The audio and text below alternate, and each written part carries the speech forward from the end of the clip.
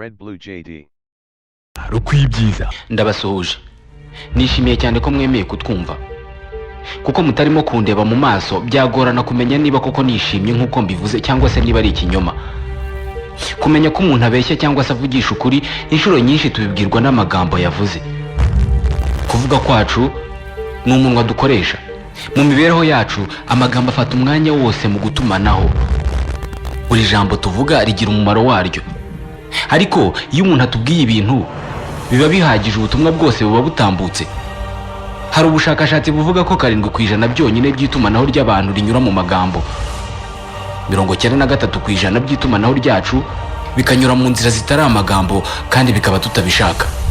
93% ni ukuvuga injyana y'ijwi ry'umuntu mu matwi yacu, intera ijwi rigeramo cyangwa se volume mu ndimi z'amahanga, intera dushyira hagati y'ijambo n'irindi, ibimenyetso dukoresha amaboko mu kuvuga, ibimenyetso dukoresha isura yacu mu kuvuga, uburyo bwo guhumbya mu kuvuga, uko imboni zacu zinyeganyega mu kuvuga, byose iyo tuganira bitanga ubutumwa butavuzwe n'amagambo, ku buryo wamenya niba umuntu abeshya cyangwa se avugisha ukuri, niba yishimye cyangwa se ababaye. Umuntu ashobora kugusekera ukabona ko akurakariye. Nanjye nuko.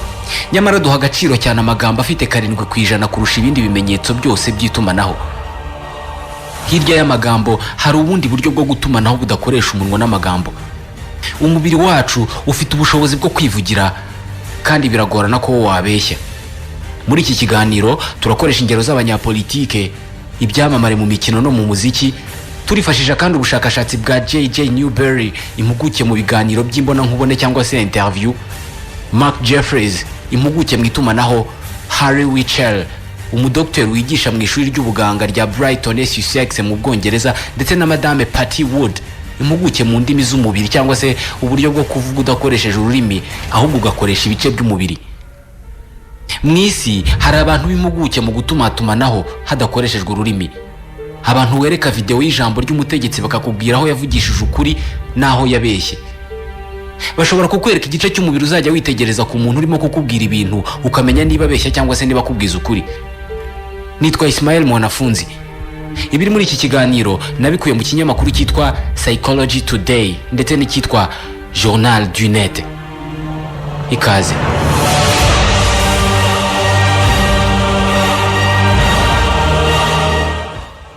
Airtel kuko u Rwanda rukwibyiza. Abiga itumanaho ridakoresha ururimi cyangwa se communication non verbale bitegereza mbere na mbere uburyo umubiri w'umuntu unyeganyega mu gihe cyo kuvuga. Ku itariki ya 27 z'ukwezi kwa 9 mu 2003 mu kigo cya gisirikare cy'abanyamerika cya Camp David, Perezida George Walker Bush yari yakiriye mugenzi we w'Uburusiya Vladimir Putin. Kuva mu cyumba baganiriragamo bajya kuvugana n'abanyamakuru, byabasabaga gukora urugendo rwa metero zigera kuri 200 n'amaguru banyura ku banyamakuru babafotora. Vladimir Putin, umukuru w'igihugu cy'igihangange ku isi kitigeze gicana uwaka na Leta Zunze Ubumwe za Amerika, yagendaga ku butaka bwa Amerika azi neza ko amaso y'isi yose ari wariho kandi ko n'Abarusiya bose bamwitegereza. Iruhande rwa George Walker Bush bagendanaga, abo bagabo bombi bashinguraga intambwe ubona ko bafite ingufu kandi bihuta. Ariko buri umwe muri bo ingendo ye yari ifite ibyisobanuye bitandukanye n'iyundi. Vladimir Putin yagendaga azunguza amaboko akayageza kure kandi akazunguza ibitugu ku buryo buri wese abona ko intugu ze zizunguza. Kugenda uzunguza ibitugu bigaragaza ko nta bwoba ufite, wisanzuye kandi ko abo mugendana n'abakureba bose ari wowe ubayoboye. Abahanga mu gusemura ururimi rw'umubiri bavuze kuko Putin yagendaga ahindukira akareba ku ruhande ntatinze y'amaso nk'aho ibihara asanzwe abizi, bigaragaza ko kuba ari muri Amerika ari ibintu bisanzwe kuko naho nta hantu yategeka. George Walker Bush we yagendaga atuje ubona ibitugu bye bitizunguza. Ibi byari ukwerekana ko ari ugenzura ibintu kandi ko adashaka gupfusha ingufu z'ubusa kuko nta kintu cyabaye kimusaba ingufu. Uburyo bwo gusemura ururimi nkuru witegereza ukwizunguza k'umubiri cyane cyane ku bategetsi buroroshye, ariko hari igihe noneho biba bikomeye. Mu 2000 mu kwezi kwa 7 ku itariki ya 25, Perezida Bill Clinton wa Leta Zunze Ubumwe za Amerika yakiriye mu kigo cya Camp David Minisitiri w'Intebe wa Israel Ehud Barak ndetse na Perezida wa Palestine Yasser Arafat. Hari muri gahunda yo kunga abagabo bategetse ibihugu byabayeho mu ntambara ikomeye. imbere y'abanyamakuru buri wese yarasekaga, ariko inyuma y'iyo nseko hihisha andi masura. Bamaze kwifotoza baseka, basubiye mu cyumba cy'ibiganiro. Mu kwinjira, Bill Clinton yinjiye mbere, maze Ehud Barak na Yasser Arafat basigara ku muryango basa n'abakina umukino wo kureba uwinjira mbere. Buri wese yasunikaga mugenzi we ngo abe ari we winjira mbere, bakabikora bakubitana udushyi baseka cyane ku buryo ababibonye babikunze. Ubundi kureka umuntu ngo yinjire mbere nuko ubumwubashye wowe ukamwinjira inyuma. Ababibonye bose batekereje ko Arafat na Barak bumvikanaga cyane, ndetse buri wese arwanira guhunda icyubahiro, kuko buri wese yabwiraga mugenzi we ati nimubanze mwinjire. Gusa siko byari bimeze. Madame Patty Wood, impuguke mu itumanaho ridakoresha ururimi, wakiriye niba ufite ububasha kandi agenzura ibintu byose, kandi akakureka ukabanza kwinjira akakwereka inzira. ni ukuvuga ko winjiye nyuma ari we watsinze, kuko yeretse mugenzi we ko ari we utegeka aho ngaho bari. Ehud Barak niwe winjiye nyuma. Aha ni ukuvuga ko ubutegetsi bushobora kurwanirwa mu bimenyetso, kandi umuntu wumva ururimi rw'umubiri ahita abibona. Arafat na Barak batumvikanaga, ntabwo ari bo bonyine bari bazi kugaragaza ubuhangange muri ubu buryo bwo kwinjira mu nzu mbere. No ku bategetsi b'inshuti magara bibaho. Mu 2003 Minisitiri w'Intebe w'Ubwongereza Tony Blair yakiriye Perezida wa Leta Zunze Ubumwe za Amerika George Walker Bush i Londres. Imodoka yazanye Perezida Bush isanga Tony Blair na Sherry Blair bahagaze imbere y'umuryango ngo bakire George Walker Bush. Tony niwe wagombaga gukora ikimenyetso cyo kuyobora kuko yari iwe. Gusa siko byagenze, kuko bamaze kuramukanya bahagarara kanya gato ngo bifotoze, maze Perezida Bush aba ari uhindukira areba Bwana Blair amwereka ko igihe cyo gufata amafoto kirangiye bagomba kwinjira. Habanje kwinjira abagore babo bombi, hakurikiraho Tony Blair, maze nyuma hinjira Perezida Bush afatishije ikiganza cye cy'ibumoso ku bitugu bya Blair. Umusesenguzi w'ururimi Mark Jeffries ibyo bibonye ukundi. Ils entrent et le président veut montrer clairement qu'il a l'avantage. Binjira, perezida yashakaga kugaragaza ko ari utegeka, usibye ikiganza cya Bush kigaragaza ubuyobozi ku mugongo wa Blair. Yanamukomanze inshuro 3 ku mugongo, udushyi two kumwereka ko ari umuhungu mwiza kandi ko Bush ari we boss. Petit garçon et que George W. Bush reste le patron. Iyo abategetsi b'isi bahuye, baba bazi neza ko hari umwanya uza kugera wo kugaragaza ukomeye kurusha abandi. Ifoto yo guherezanya ikiganza. Mu guherezanya ikiganza ku bategetsi babiri, buri wese abashaka kujya iburyo. Abantu babiri bahererekanya umukono kandi bagomba guhindukira bakareba amakamera. Uri iburyo ikiganza cye kiba kigomba kujya hejuru, ikimenyetso cyo kwerekana ko ari wewe mukuru. Akaboko k'ibumoso kakaba kari mu mwanya mwiza wo gufata ku rutugu rw'uwo waramukije, ikimenyetso cy'ubuhangange. Guhereza umuntu ukuboko ukamuramutsa, ukundi kuboko kw'ibumoso kukamukomanga ku bitugu, ni nko kumwereka ko ari umwana mwiza kandi wumvira. Kurebera ubuhangange bw'umuntu kundamukanyo byavutse mu 1970 ubwo umunyamuziki Elvis Presley yajyaga gusura Perezida Richard Nixon muri Maison Blanche. Madame Janine Driver yigisha itumanaho ry'ibimenyetso bikozwe n'umubiri. Ku ifoto ahagaragara Nixon afashe ikiganza cya Elvis Presley. Ikiganza cya Nixon nicyo kiri hejuru y'icya Presley, kuko noneho uyu munsi abantu bazi icyo bisobanura. Tubabona barwanira kujya iburyo mu gihe cyo gufata ifoto bahererekanya umukono. Usibye gusuhuzanya, aho igihangange kiba ari igifite ikiganza hejuru no gukomangana ku bitugu bigaragaza ubuhangange, abategetsi niyo baba bicaye hari uburyo bagaragaza ubuhangange n'igitinyiro cyabo. Mu kwezi kwa kabiri mu 1945, Franklin D. Roosevelt wa Leta Zunze Ubumwe za Amerika, Joseph Stalin wa Leta Zunze Ubumwe z'Abasoviete na Winston Churchill w'Ubwongereza bahuriye mu nama mpuzamahanga ya Yalta. Bari bamaze imyaka 5 bakorana, ariko intambara yendaga kurangira kandi Roosevelt yari azi ko byose bigiye guhinduka. Ku mafoto, Roosevelt niwe wari wicaye hagati ya Stalin na Churchill. Buri gihe umutegetsi ukomeye ni ujya hagati mu kwicara. Hari ikindi, niyo yabaga ari kuvugisha Stalin, Roosevelt yabaga arimo kureba ku ruhande. Stalin yagombaga kunama kugira ngo yumve Roosevelt. Roosevelt niwe wari umuyobozi. n'uburyo yari yicaye yari yafunguye inkokora ze. Mu gihe Churchill nta n'uwamuvugishaga. Churchill yari afite ingofero ye ku bibero, yegeranije amaguru, ubona ko ari ukonje muri bose. Uko bari bicaye byagaragazaga uko ubuhangange bwabo burutana. ururimi rw'umubiri ku banyapolitike rimwe na rimwe rushobora no kubatenguha.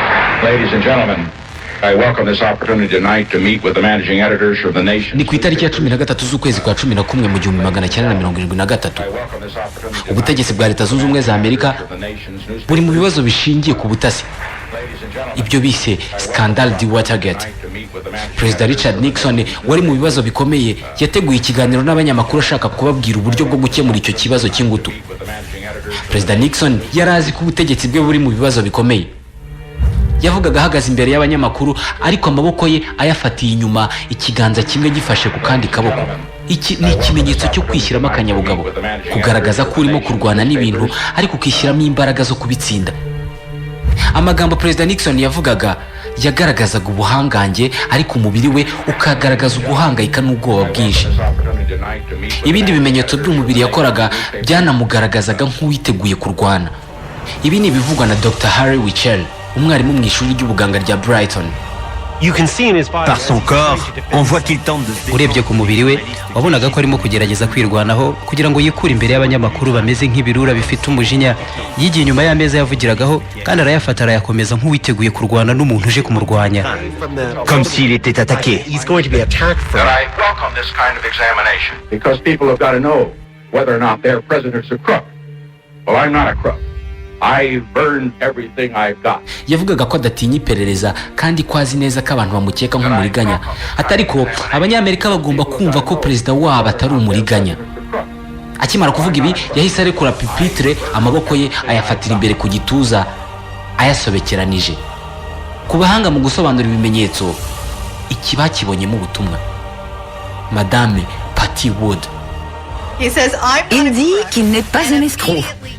yavuze ko atari umuriganya ahita yigira inyuma, umubiri we wigira inyuma.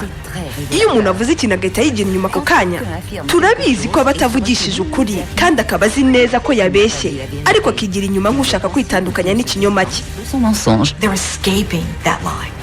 Yahise yongera asobekeranya amaboko ye nk'umuntu ufite imbeho, ikimenyetso cyo kwirinda.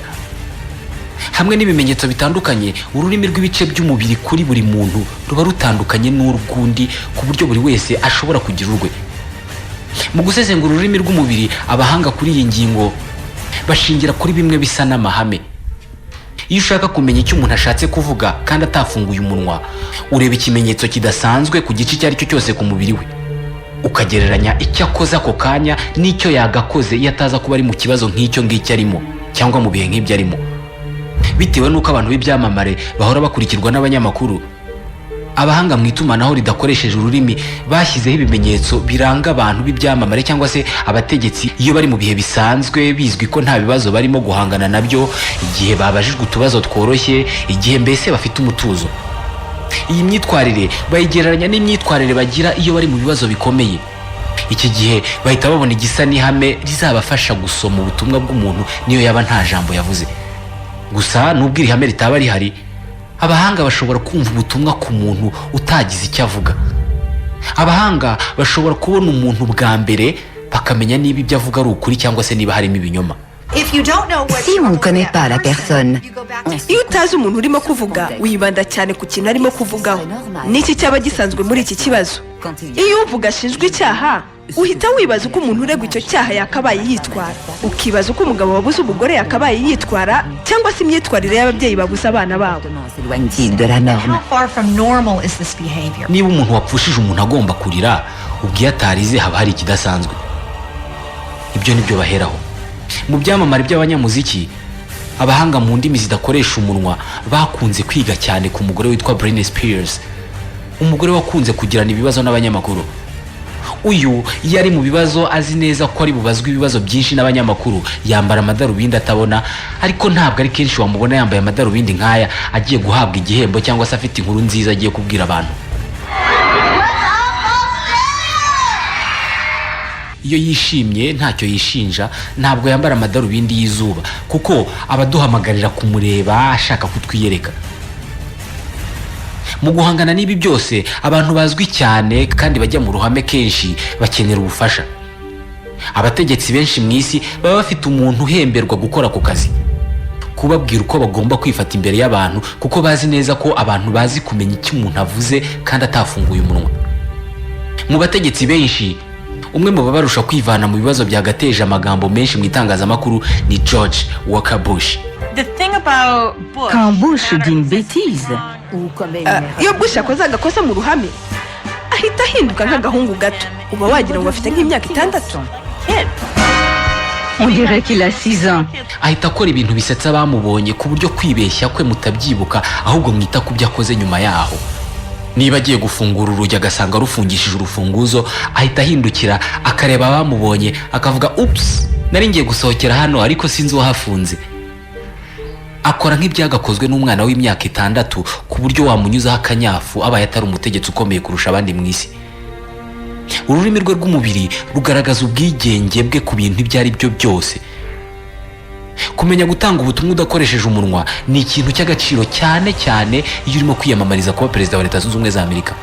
The facts are that he has said in the last week that he really liked the ideas of the Republicans over the last 10 to 15 years. Abategetsi nka Barack Obama cyangwa Hillary Clinton bazi neza ko amagambo adatanga ubutumwa bwose ushaka ko butambuka. Abaturage nabo bakururwa cyane nuko umuntu agaragara imbere yabo. Hashize igihe kingana iki abanyapolitike bazi ko uko bagaragara n'ibimenyetso bakora imbere y'abantu ari iby'agaciro. Mu 1960 Vice President wa Leta Zunze Ubumwe za Amerika Richard Nixon na President John Fitzgerald Kennedy biyamamarije kuba perezida. Mu kiganiro mpaka cya mbere cyo kuri televiziyo, Vice President Nixon na President Kennedy nibwo bamenye ko bagomba guha agaciro uko bagaragara imbere y'abaturage. Abakandida bahanganiraga imbere ya miliyoni 70 z'abantu babarebaga ku mateleviziyo. Imbere y'amakamera Nixon yagaragaraga nk'utuje kurusha Kennedy. Nixon yari akiva mu bitaro aho yavurwaga igikomere yari afite mu ivi. Mbere yo kujya kuri televiziyo yari yanze ko bamusiga bimwe babasiga ngo babe beza kuri televiziyo. Kennedy we bari bamusiza amapudre ubona ko ari mwiza. Nixon yabiraga kuya kuri televiziyo. Nyuma y'ikiganiro mpaka kuri televiziyo, amajwi y'abakurikiye ikiganiro kuri radio batarebye televiziyo yabaye menshi kuri Nixon wabiraga icyuya kuri televiziyo. Yavugaga ibintu byiza ariko atagaragara neza. Nyamara barebaga televiziyo batoye Kennedy kurusha Nixon. Ngaha abanyapolitike batangiriye kumva ko bagomba kwita ku masura yabo kurusha ibyo bavuga. Kubera iyi ngingo abategetsi benshi bifashisha impuguke nka Mark Jeffries mu birebana n'imigaragarire yabo. Quand on modèle l'image d'un politicien, iyo utunganya isura y'umunyapolitiki cyangwa se y'undi muntu, umubaza isura y'umuntu uzwi cyane akunda kurusha abandi. Iyo ari umugabo, izina riza kenshi ni George Clooney. George Clooney, umukinnyi wa film ugaragarira neza bamureba kenshi cyane cyane imbere y'amakamera. Ntabwo ashaje cyane kandi si umujene cyane. Abategetsi benshi mu isi y'ubu bakunda uko agaragara. Amasomo abakinnyi b'amafilime bahabwa atuma bamenya neza gutanga ubutumwa batavuze ku bantu babareba. Ibi babirusha abategetsi binjira mu butegetsi bagomba kwiga kugenda, kuvuga no guseka imbere y'abantu benshi.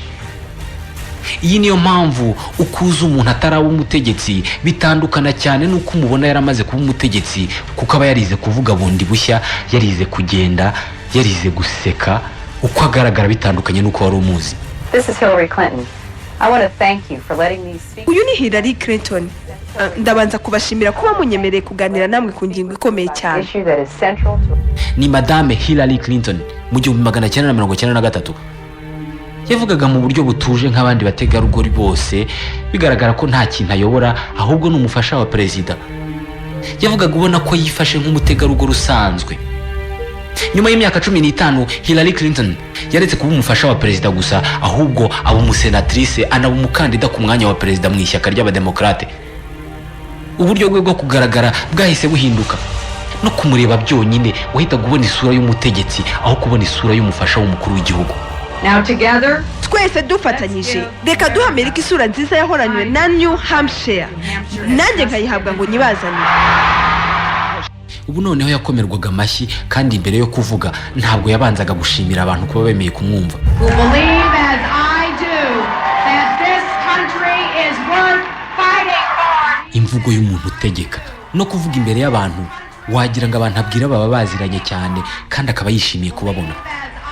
Abantu bakunda kubwira abantu benshi hari ubwo bavuga batunga intoki, abari mu kivunge kibwirwa, urutoki rureba yibwira ko umutegetsi cyangwa se urimo kubabwira yamubonye. Buri wese urutoki rureba yumva ari ubwirwa.